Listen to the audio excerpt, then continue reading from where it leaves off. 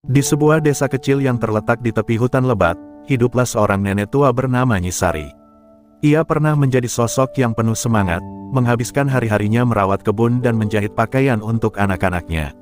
Namun, seiring bertambahnya usia, fisiknya mulai melemah.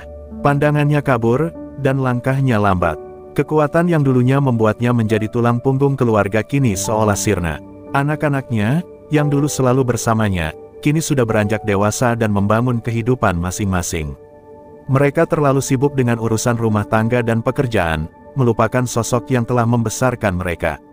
Setiap kali Nyisari duduk di beranda rumah, tatapannya selalu mengarah ke jalan setapak yang membentang menuju desa. Ia menunggu kedatangan anak dan menantunya, berharap mereka akan pulang membawa kabar baik atau sekadar mampir untuk menanyakan kabar.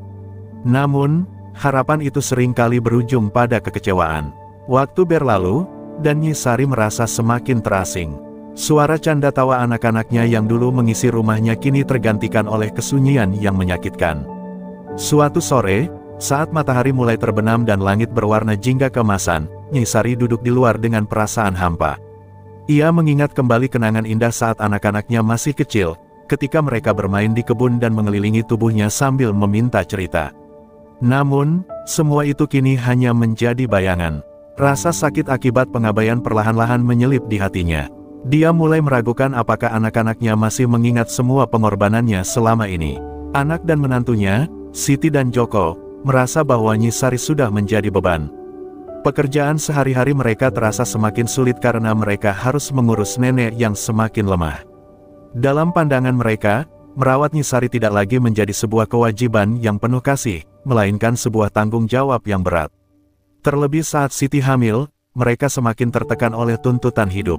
Perlahan, rasa sabar mereka mulai memudar, dan Nyisari merasakan pergeseran itu tanpa bisa berbuat apa-apa. Malam itu, ketika Nyisari tertidur, Siti dan Joko memutuskan untuk merencanakan sesuatu yang tidak pernah terbayangkan oleh Nyisari. Mereka berbisik di sudut rumah, berbicara tentang betapa sulitnya hidup dengan nenek yang tidak bisa lagi berkontribusi.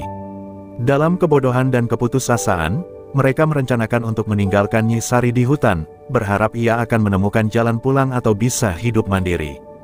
Tidak ada rasa bersalah dalam hati mereka, yang ada hanya keinginan untuk terbebas dari beban yang mereka anggap menyesakkan. Ketika larut malam tiba, mereka membangunkan Nyisari dengan alasan ingin membawanya berjalan-jalan di hutan. Dalam kegelapan, Nyisari merasa cemas, namun kasih sayangnya kepada anak-anaknya mengalahkan rasa takutnya. Dia percaya bahwa anaknya melakukan yang terbaik untuknya. Dengan langkah yang berat, ia mengikuti mereka, tanpa menyadari bahwa itu adalah langkah terakhirnya menuju kehidupan yang penuh ketidakpastian. Sesampainya di tengah hutan, Joko dan Siti berhenti.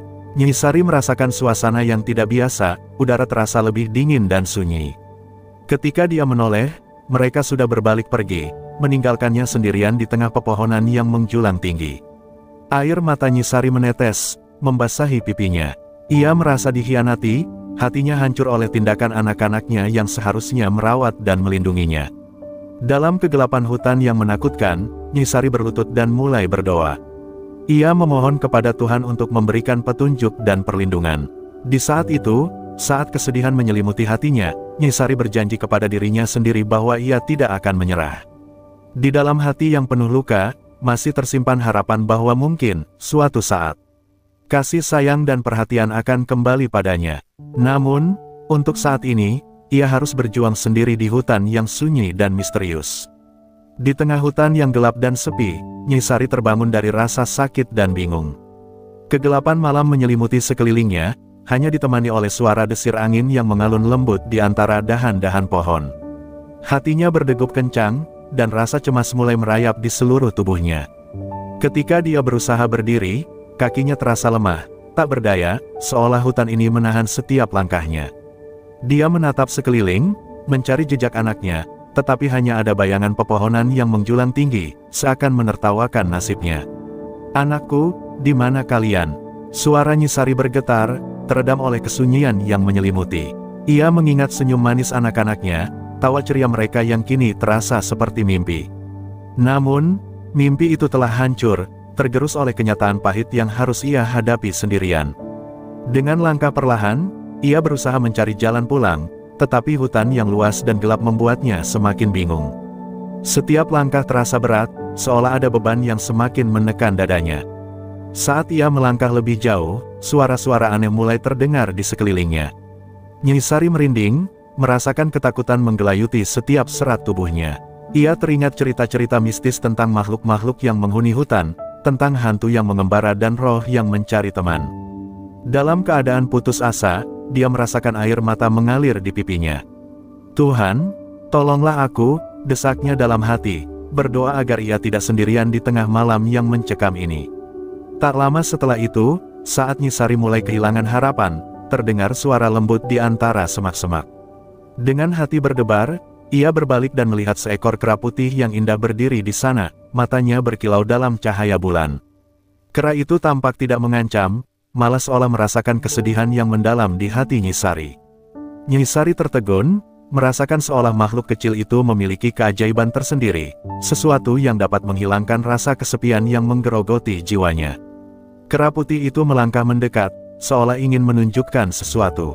Nyai Sari, yang awalnya ragu, merasa tertarik untuk mengikuti. Dengan langkah yang masih goyah, ia mengikuti kera itu ke dalam hutan yang lebih dalam. Kera putih, yang ia beri nama Putih, bergerak lincah, melompati cabang-cabang pohon dan menyibak semak-semak. Setiap gerakannya penuh keanggunan, dan Nyai Sari merasakan sedikit semangat baru bangkit di dalam hatinya.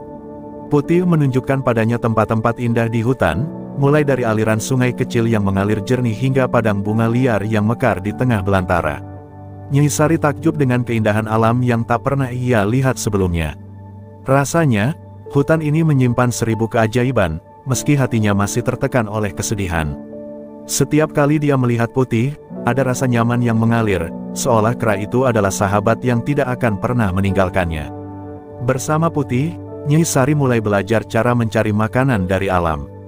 Ia diajari bagaimana mengumpulkan buah-buahan yang dapat dimakan dan tanaman obat yang bisa menyembuhkan.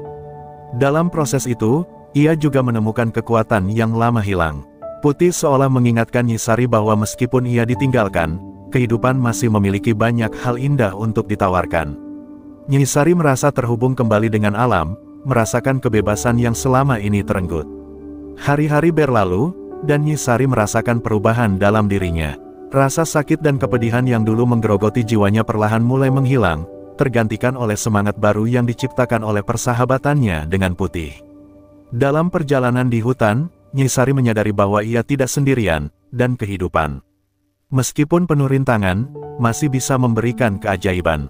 Dia mulai memandang hutan sebagai rumah barunya, tempat di mana dia bisa bertahan hidup dan menemukan kembali dirinya.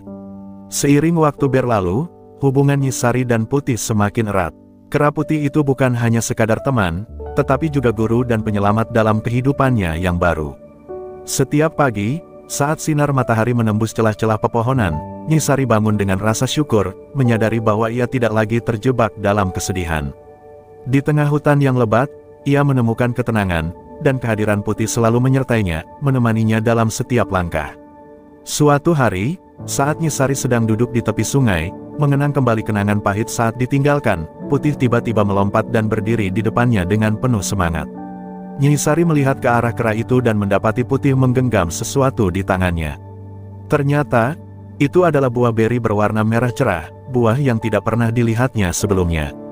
Dengan rasa ingin tahu, ia bertanya, "Apa itu, Putih?" Kera itu segera menjawab dengan gerakan lucu, seolah ingin mengatakan bahwa itu adalah makanan lezat yang aman untuk dimakan. Dengan penuh rasa percaya, Nyai Sari mencoba buah tersebut, dan rasa manisnya langsung menggelitik lidahnya. "Oh, ini enak sekali," serunya dengan suara ceria. Keduanya pun terlibat dalam permainan sederhana, saling melemparkan buah beri satu sama lain, tertawa dalam kebahagiaan yang murni. Disinilah Nyai Sari merasakan betapa berharganya momen-momen kecil seperti ini. Dia menyadari bahwa hidup tidak hanya tentang kesedihan yang pernah dialaminya, tetapi juga tentang kebahagiaan yang bisa diciptakan dari hal-hal kecil. Di malam harinya, Nyai Sari merenungkan semua yang telah ia lalui.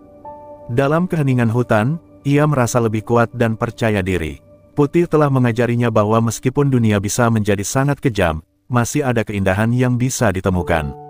Nyai Sari teringat akan anak dan menantunya, dan meskipun hatinya terasa sakit saat memikirkan mereka, ia berusaha memaafkan. Ia berdoa dalam hati, berharap agar mereka suatu hari bisa mengerti betapa berharganya kasih sayang yang seharusnya ada di antara mereka. Namun, di saat yang sama, ia merasa ketakutan akan kemungkinan mereka mencarinya. Bagaimana jika mereka kembali? Bagaimana jika mereka menyesal? Pikiran ini mengganggu Nyi Sari, namun Putih seolah dapat merasakan kecemasannya. Kera itu mendekat dan duduk di sampingnya, menatapnya dengan mata penuh pengertian. Dalam tatapan itu, Nyi Sari merasakan ketenangan. Seolah Putih ingin berkata bahwa apapun yang terjadi, mereka akan menghadapi bersama. Hari-hari berlalu dan Nyi Sari semakin terikat dengan alam. Ia mulai belajar cara berburu dan meramu dari Putih, yang selalu menunjukkan jalan dengan lincah. Dari menyiapkan makanan hingga mengenali suara-suara di hutan, Nyi Sari merasa terlahir kembali. Keberadaan Putih memberikan pelajaran berharga tentang cinta dan persahabatan, membuatnya merasa bahwa ia tidak pernah benar-benar sendirian. Dalam ketidakpastian itu, ada harapan yang tumbuh, bahwa mungkin hutan ini adalah takdir baru yang ditawari Tuhan kepadanya.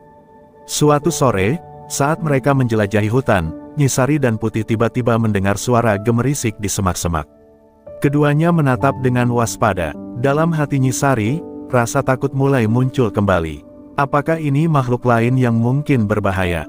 Namun, sebelum ia bisa memikirkan lebih jauh, seekor rusa muda muncul dari balik semak-semak, tampak bingung. Nyi Sari merasa terharu melihat makhluk kecil yang ketakutan itu. Dalam sekejap, dia mengingat bagaimana dia dulu merawat anak-anaknya. Nyi Sari menunduk dan berbicara lembut kepada rusa itu, mencoba menenangkan. "Jangan takut, sayang. Kau aman di sini." Dan saat ia berusaha mendekatinya, Putih berdiri di sampingnya, dengan penuh percaya diri seolah menyatakan bahwa mereka akan melindungi rusa itu.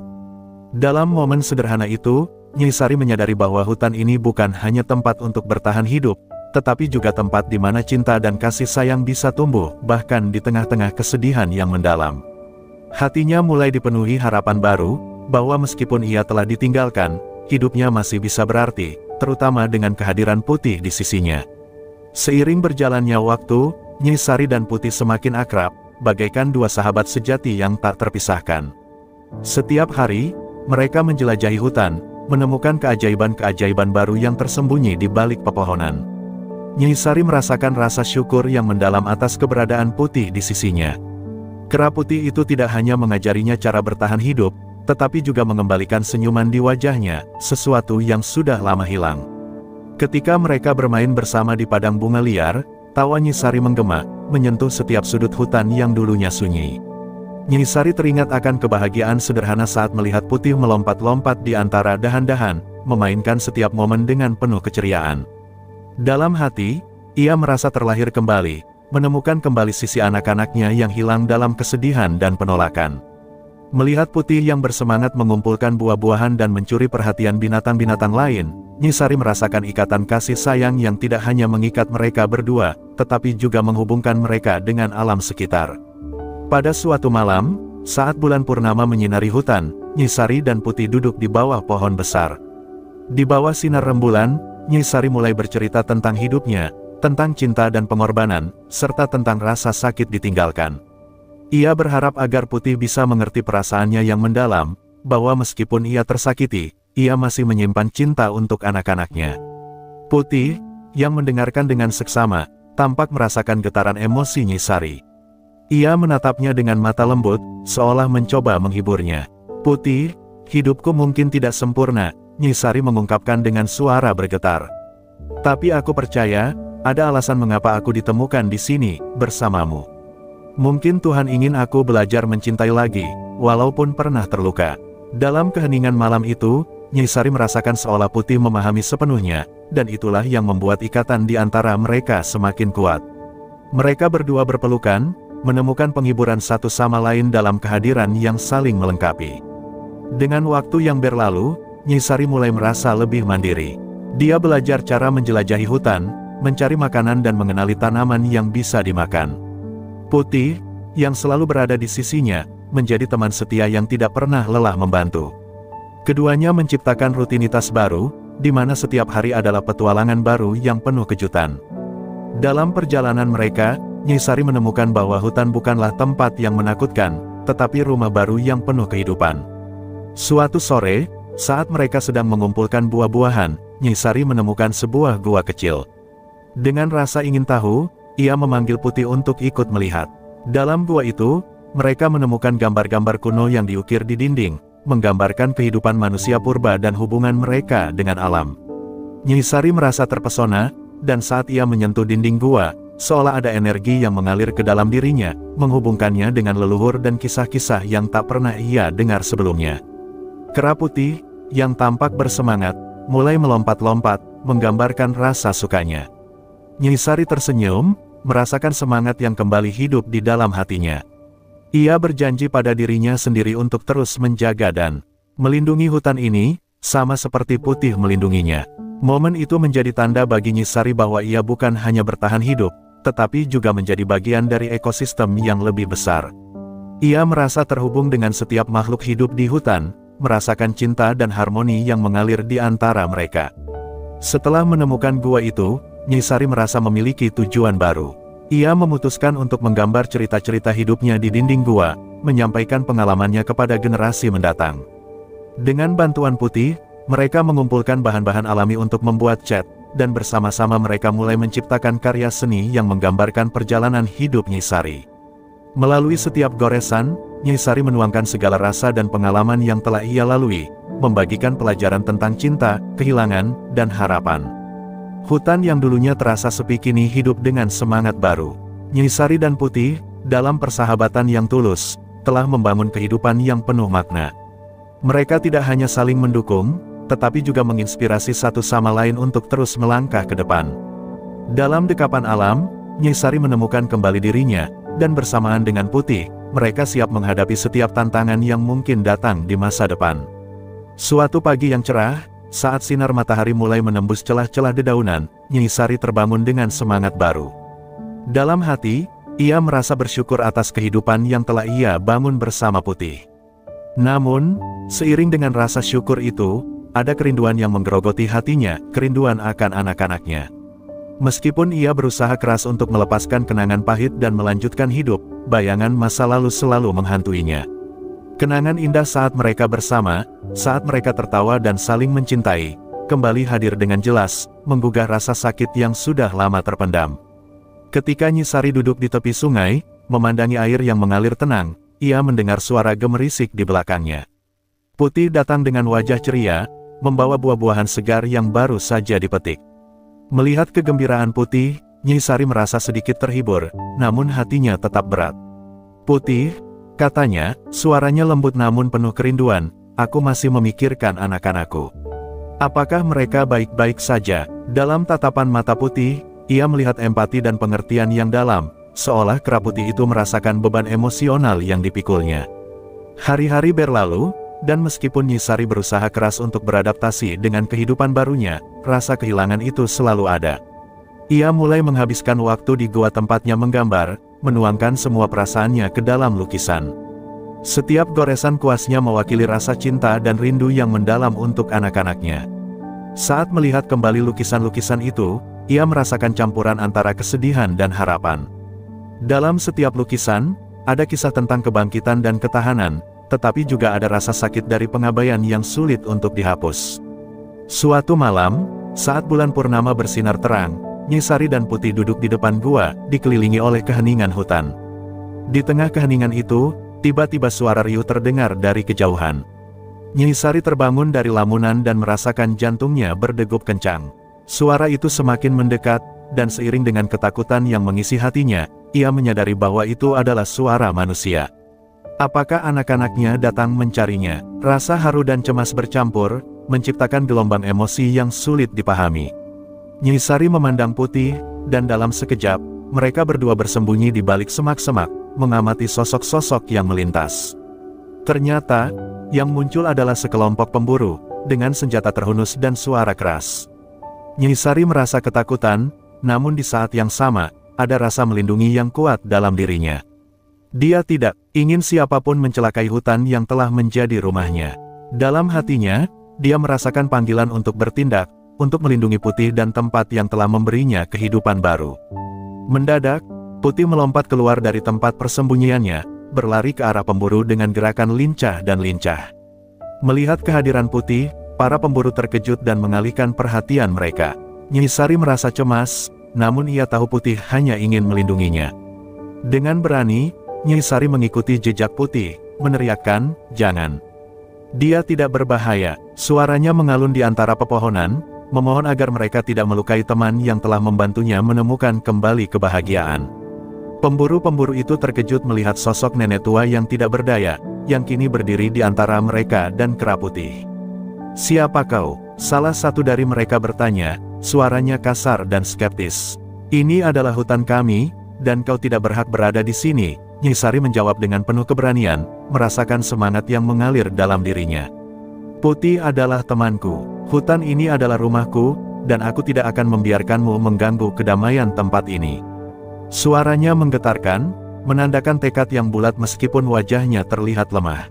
Melihat keberanian Nyai Sari, para pemburu saling memandang, tertegun oleh kekuatan wanita tua itu. Nyai Sari tahu bahwa mereka bisa saja menyerangnya, tetapi ia memilih untuk berdiri teguh. "Hutan ini memiliki kekuatan yang tidak dapat kalian lihat. Di sini, kami saling melindungi dan menghormati. Jika kalian datang dengan niat buruk, ingatlah bahwa karma akan menghampiri kalian." Dalam kata-katanya, ada keyakinan yang tulus, yang menggerakkan hati mereka. Satu persatu, para pemburu mulai mundur, tidak ingin berhadapan dengan kekuatan yang tidak terduga. Dengan rasa kecewa dan ketakutan, mereka melangkah pergi, meninggalkan Nyai Sari dan Putih di hutan.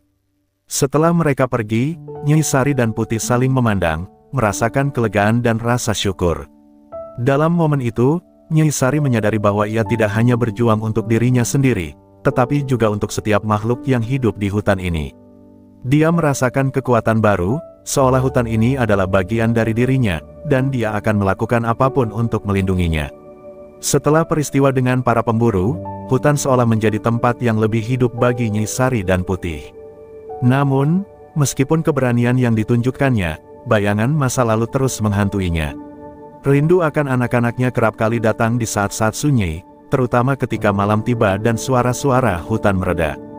Dalam setiap desa angin dan bunyi daun yang berguguran, Nyai Sari merasa seolah panggilan untuk kembali ke dunia yang ditinggalkannya. Rasa sakit dan kehilangan itu seperti bayangan yang tak dapat dihindari, menciptakan kerinduan yang dalam. Satu malam, saat Nyai Sari duduk di depan gua dengan Putih di sampingnya, ia melihat bintang-bintang bersinar terang di langit. Ia teringat akan malam-malam di mana ia menceritakan dongeng kepada anak-anaknya di bawah cahaya bulan. "Apa yang kau lakukan, Nyai?" Putih seolah bertanya dengan tatapan penuh perhatian.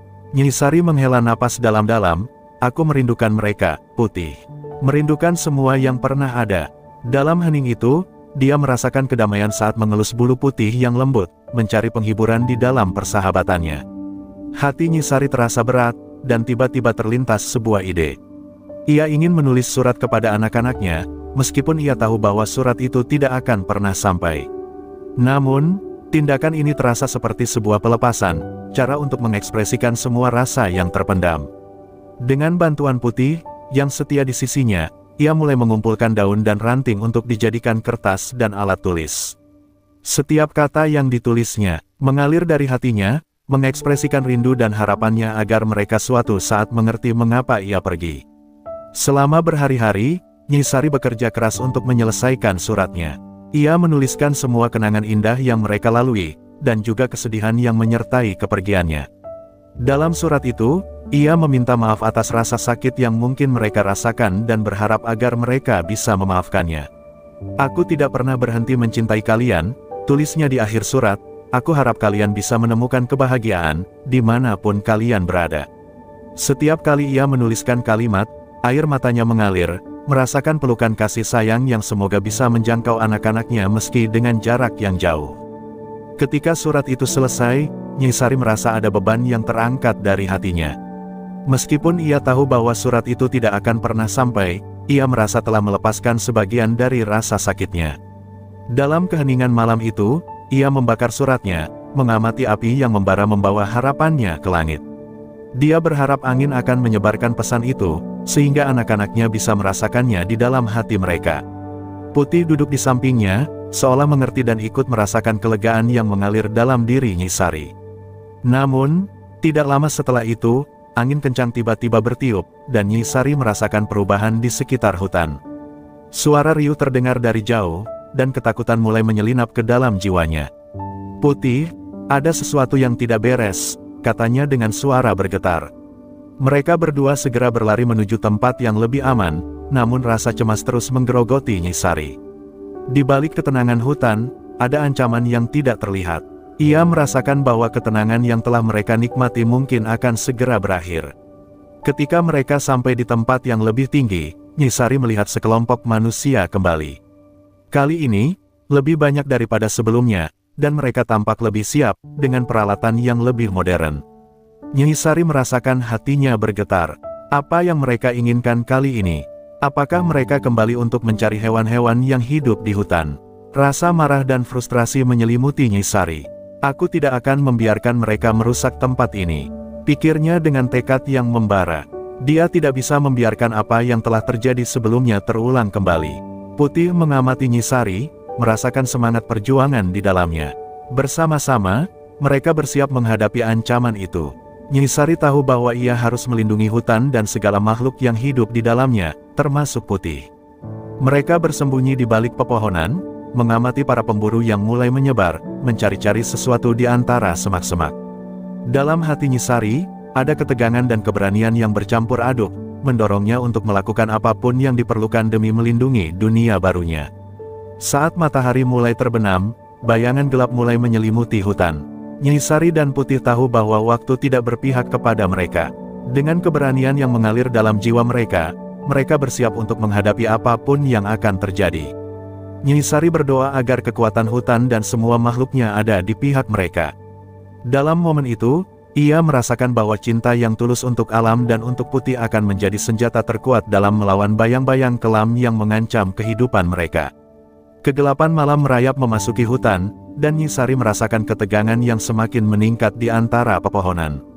Dia dan Putih bersembunyi di balik semak-semak lebat, mengamati sekelompok pemburu yang kini lebih bersiap. Mereka mengatur strategi, seolah tahu betul apa yang mereka cari. Dalam hatinya, Nyi Sari berdoa agar kekuatan dan keberanian hutan mengalir melalui dirinya. Ia menyadari bahwa perjuangan ini bukan hanya untuk dirinya, tetapi juga untuk Putih dan seluruh kehidupan yang bergantung pada hutan ini. Saat para pemburu mulai menyebar, Nyi Sari mengambil nafas dalam-dalam dan mengingat semua yang telah ia lalui. Ia mengingat bagaimana ia terasing, bagaimana ia berjuang untuk menemukan makna dalam hidupnya setelah kehilangan. Kini, ia berdiri di tepi jurang antara keberanian dan ketakutan. Putih menggerakkan tubuhnya, bersiap untuk melindungi Nyi Sari. Kera putih itu mengeluarkan suara gemerisik, menandakan keberanian dan tekad yang sama yang ada di hati Nyi Sari. Ketika pemburu semakin dekat, Nyi Sari merasa hati dan pikirannya bersatu dalam satu tujuan, melindungi rumah yang telah memberinya kehidupan baru. Ia menyadari bahwa ia tidak bisa hanya bersembunyi, ia harus melawan. Dengan segenap tenaga, ia berlari ke arah mereka, berteriak, "Hentikan! Kalian tidak berhak merusak tempat ini." Suaranya menggema di antara pepohonan, penuh dengan kekuatan yang berasal dari rasa cintanya pada hutan dan makhluk di dalamnya. Para pemburu terkejut dengan keberanian wanita tua yang berani melawan mereka. Mereka saling berpandangan, beberapa dari mereka tampak ragu, tetapi yang lain terlihat semakin marah. "Apa yang kau lakukan, nenek tua? Kembali saja ke tempatmu," teriak salah satu dari mereka, menodongkan senjata ke arah Nyi Sari. Namun, keteguhan hati Nyi Sari tidak goyah. Ia merasakan dorongan untuk berjuang demi hidupnya, demi Putih, dan demi masa depan hutan yang penuh keajaiban. Putih melompat maju, menggerakkan tubuhnya dengan lincah, menggoda para pemburu untuk mengikuti. Dalam hati, Nyi Sari berdoa agar Putih aman. Sementara itu, Nyi Sari mengambil batu-batu kecil di sekitarnya dan melemparkannya ke arah para pemburu, mengalihkan perhatian mereka. Dalam kekacauan itu, ia berteriak lagi, "Hutan ini adalah rumah bagi banyak jiwa. Jika kalian ingin merusaknya, kalian harus melewati aku." Kata-kata itu penuh semangat, menggugah keberanian yang ada dalam diri setiap makhluk hidup.